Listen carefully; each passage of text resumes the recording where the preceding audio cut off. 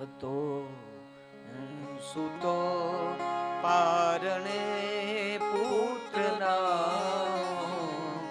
રડું છે તો રાખતું કોણ જાનું મને દેખી દુખી કોણ થાતું મહાહેતવાળી દયાળી જમાતું મહાહેતવાળી દયાળી જમાતું. દલપત પડિયાર એમ કહે કે હું જ્યારે નાનો હતો ને, પુત્ર હતો, જ્યારે પારણામાં સૂતો હોય અને હું રડવા લાગુ, એને છાનું રાખનાર કોણ હતું? એ મારી માં હતી.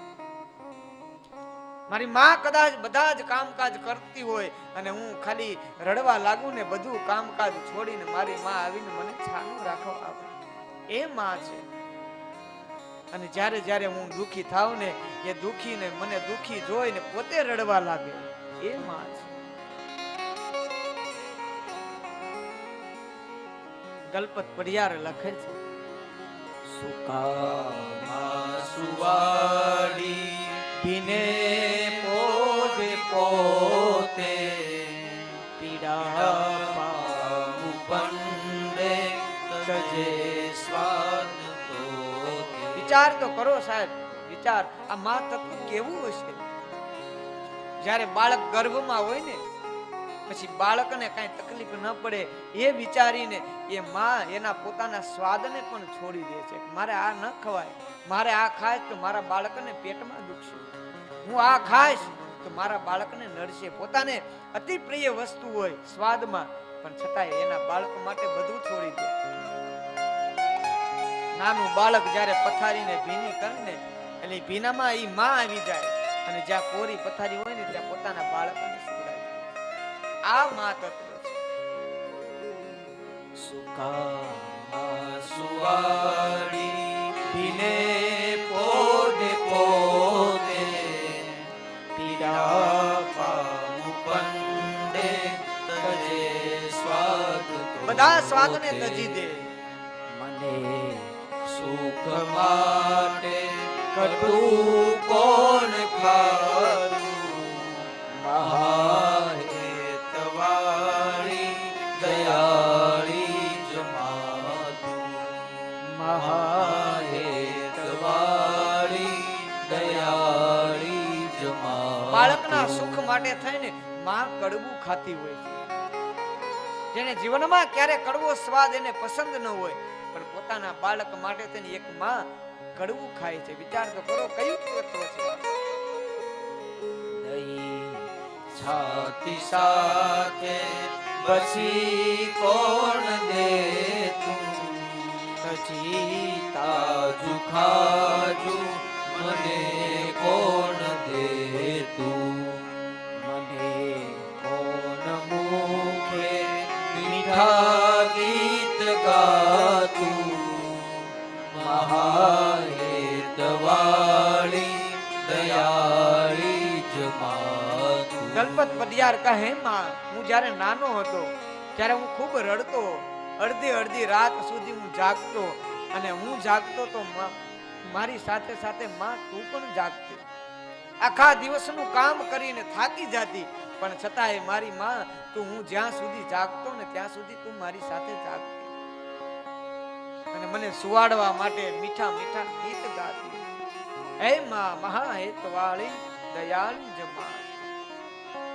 અને છેલ્લે દલપત પડિયાર કહે, પડું કે ચડું તો ખમા આની વાણી પડે પાપણે પ્રેમના પૂર પાણી પછી કોણ પોતા તણું દૂધ પાતું મહાહેતવાળી દયાળી જમાત. બાળક નાનું હોય ને મેરે ભાઈ બેન, એકાદ વર્ષનું કે 2 વર્ષનું, એ હજી ચાલવા શીખ્યું હોય અને માં હોય ઘરનું બધું કામકાજ કરતી હોય, પણ એનું ધ્યાન, એનું ચિત્ત બધું એના બાળકમાં હોય કે મારું બાળક કંઈક પડી ન જાય, મારું બાળક કંઈક પડી ન જાય. જેવું બાળક પડવાની તૈયારી કરે ને એટલે આ દેશની આ માં છે ને એ બધું છોડી અને પોતાના બાળકને તેડી લે છે. આ માં છે. અને એ માને આપણે જ્યારે 20 વર્ષના લગ્ન થાય અને પછી આપણે એ માને કહી કે માં તું રહેવા દે, તને કાંઈ ખબર ન હોય, તને કાંઈ ખબર ન હોય. આ શું છે સાહેબ? હવે જેને તને ખાતા નહોતું આવડતું એને ખાતા શીખવાડ્યું, તને પાણી પીતા નહોતું આવડતું એને પાણી પીતા શીખવાડ્યું. એ માને તું મોટો થઈને એમ કે તને ન કાંઈ ખબર પડે? એ મા બાપને એમ કહીએ આપણે?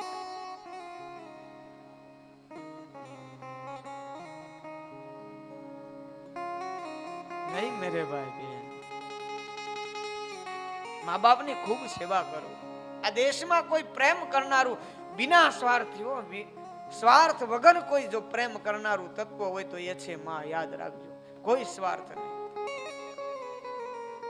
નાનો બાળક હોય ને એને આપણે ગમે એટલું રમકડા આપીએ, ગમે એટલું વસ્તુ આપીએ, મામાના ઘરે જઈએ, માસીના ઘરે લઈ જઈએ, ગમે ત્યાં લઈ જઈએ, અને બાળકને આપણે એને કહીએ ને કે બેટા તને વધારે વાલું કોણ છે, તને વધારે પ્રેમ કરે કોણ, તને વાલું કોણ લાગે? એટલે જો તમે કદાચ એને ગમે એટલું સાચવો ને તો એ બાળક એમ કહે છે કે મને મારી માં બહુ વાલી છે, મારી માં બહુ મને વાલી છે, કારણ કે મારી માં બહુ સારી છે. આપણે નાનું બાળક એમ કહેતા હોય, એને તો બીજી ભાષા ન આવડે.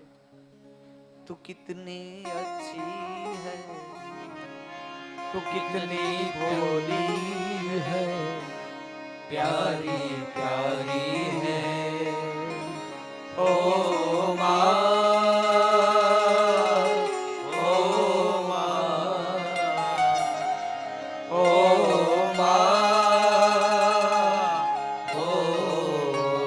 નાનું બાળક એમ જ કે હે માં તું કેવી સારી લાગે છે. અને તમે જોજો એ નાનું બાળકને કેટલી ખબર પડે. એની માની સાડી કોઈ બીજા એની માસીએ પહેરી હોય ને તો એ બાળક આવીને એની માસીને કહે આ તો મારી માની સાડી છે, આ મારી માના ચપ્પલ છે, તમે મારી માના ચપ્પલ પહેર્યા. સતત ને સતત માની સાથે એમ પ્રેમ હોય છે, અને માને એના સંતાન સાથે પ્રેમ હોય.